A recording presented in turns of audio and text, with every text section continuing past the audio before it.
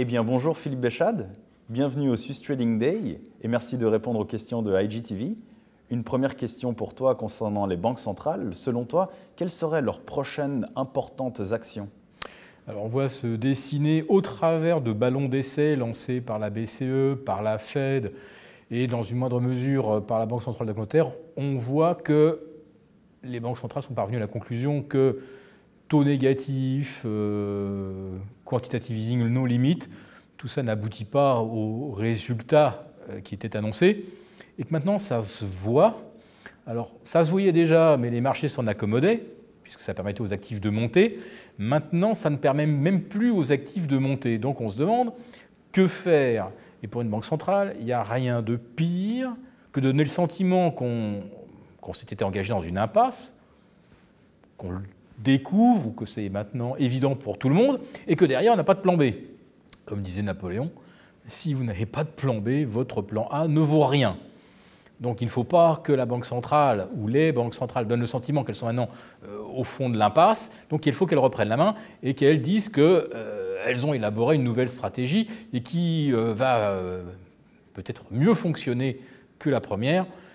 Bon, on n'a pas d'exemple historique où ce qui a été fait par les banques centrales ait été dénoué. Par contre, on sait très bien ce qui se passe lorsque l'on envisage de remonter les taux et qu'il n'y a pas de croissance. Généralement, ça ne se passe pas bien. Par contre, là où je voudrais rassurer ceux qui nous écoutent, c'est que les banques centrales, contrairement à 1987, ou même par rapport à 2005-2006, toutes les banques centrales aujourd'hui rament dans le même sens, le rythme est le même pour tout le monde. Et aujourd'hui, on peut se dire qu'il n'y aura pas de couac, les banques centrales vont travailler en bonne intelligence. Le problème, c'est de savoir quelle est l'intelligence. Très bien, merci. Et pour les traders qui nous regardent, pourrais-tu nous dire quelles sont les opportunités de trading à venir? La question est de savoir comment la psychologie du marché va absorber un nouveau schéma, de nouvelles stratégies. Et est-ce qu'on est capable aujourd'hui d'accepter ou d'encaisser un changement stratégique total où on achetait des actifs et notamment des instruments de dette qui coûtent de l'argent puisqu'on les paye 101 quand ça vaut 100 et qu'on sera remboursé que de 100 et on les achetait simplement parce qu'on avait la promesse que ça vaudrait 102, 103, 104 avec les prochains assouplissements monétaires. On a fait acheter à des gérants complètement rationnels, on leur a fait acheter des actifs, je ne dis pas qu'ils sont pourris, ils le deviendront, mais on leur a fait acheter des actifs qui déjà aujourd'hui coûtent et que personne n'aurait jamais acheté s'il n'y avait pas la promesse que ça serait racheté plus cher. Donc quel est le meilleur trade à faire aujourd'hui? Je dirais que si on considère qu'il n'y a plus d'upside sur tous ces instruments qui coûtent de l'argent, il faut s'en débarrasser. Et pour ceux qui ont déjà par prudence évité d'acheter des actifs qui coûtent, on peut très bien effectivement les couvrir et faire comme Goldman Sachs en 2007, c'est-à-dire prendre des paris contre des actifs qui sont complètement survalorisés et qui ont été achetés pour de mauvaises raisons. Et puis, aurais-tu un avis sur la chute récente de la livre sterling?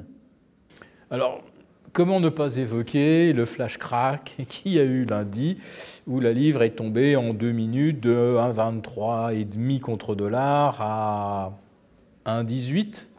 Et elle venait déjà d'ailleurs de 1,26. Donc on a eu un premier à-coup, et puis, boum, derrière, paraît-il, en dessous de 1,25, les machines se sont emballées, ça a dégringolé comme ça, avant de rebondir après ça sur un 23 justement.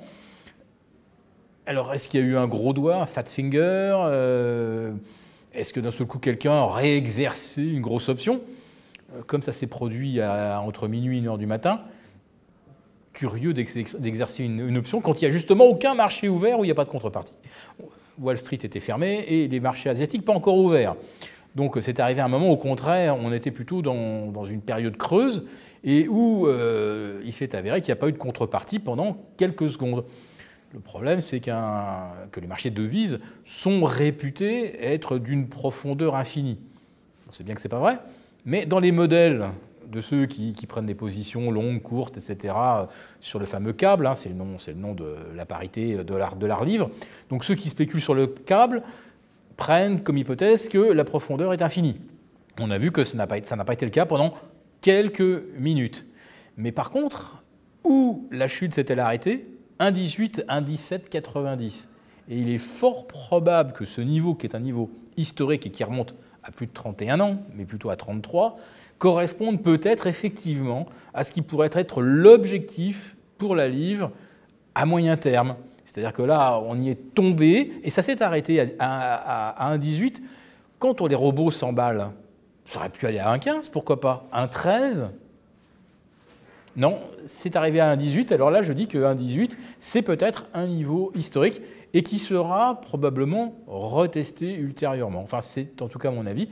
Donc pour ceux qui nous écoutent, il y a peut-être effectivement un trade sur le câble en se mettant short livre à 1,25 contre dollar et en se laissant ensuite porter tranquillement.